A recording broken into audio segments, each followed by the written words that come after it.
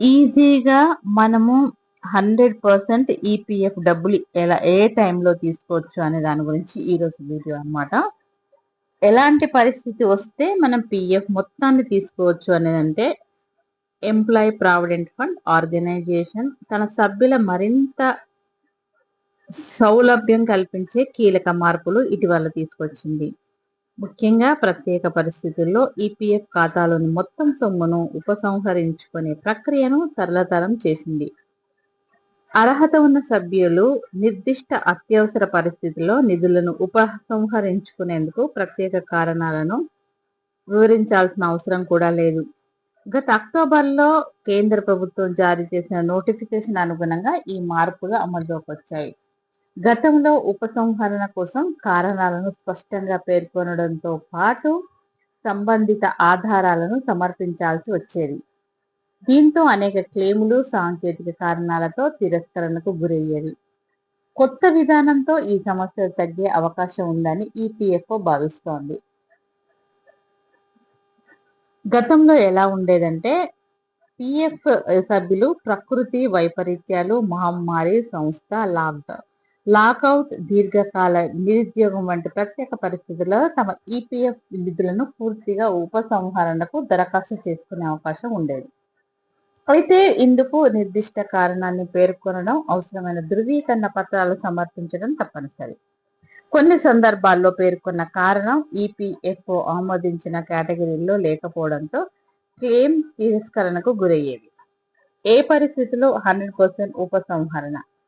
EPFO నిబంధనల ప్రకారం కింది ప్రత్యేక పరిస్థితుల్లో పూర్తి మొత్తాన్ని ఉపసంహరించుకునే అవకాశం ఉంటుంది.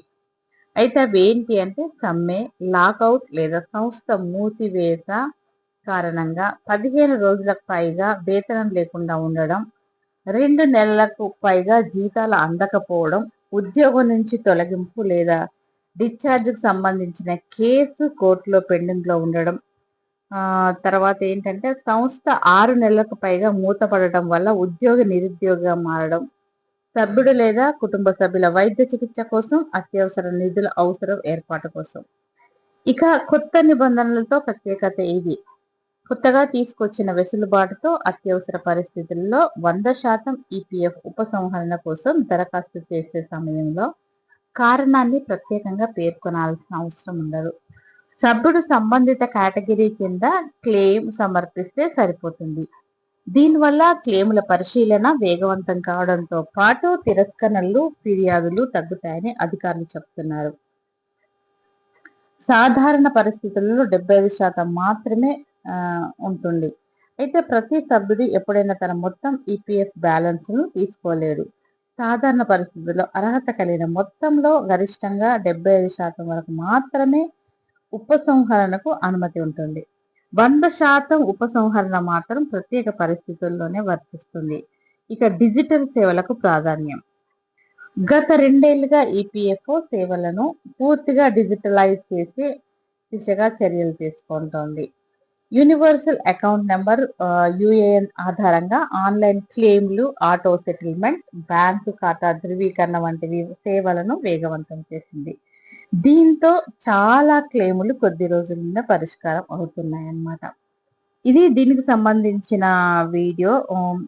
అంటే ఈ పిఎఫ్ సంబంధించిన వీడియో. మీకు కనుక ఇలాంటి ఇన్ఫర్మేటివ్ వీడియోస్ కావాలి అనుకునే వాళ్ళు తప్పకుండా ఒక లైక్ షేర్ చేయండి.